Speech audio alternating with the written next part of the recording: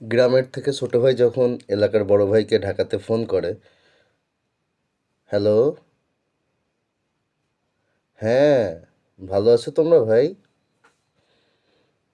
হ্যাঁ, হ্যাঁ, রোজা তো শেষের দিকে। ও, তোমরা এলাকায় একটা ইফতারের আয়োজন করতে চাও না? ভালো তো, খুব ভালো। তা তোমাদের কতজন সদস্য হবে এবার? 250 জন না? খুব ভালো উদ্যোগ, খুব ভালো উদ্যোগ। কি কি আইটেম করছো তোমরা? ও, খাসি হবে না, পোলট্রি দিয়ে খিচুড়ি ভাত আর খেজুর। তুমি জানো তোমাদের এলাকার বড় ভাই ঢাকাতে কত কিছু দিয়ে ইফতারি করে?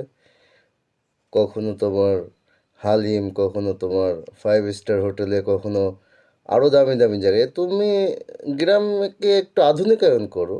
গ্রামে ইফতার দিবে তাই বলে সাধারণ মানের কেন দিচ্ছ? হ্যাঁ, হ্যাঁ, আর একটু ভালো মানের কিছু করো।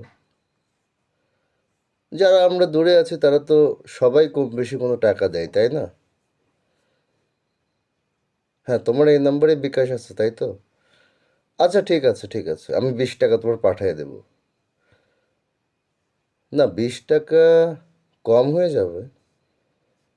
একটু দেখো না, ম্যানেজ করার চেষ্টা করো, সবাই দিবে তো, হয়ে যাবে।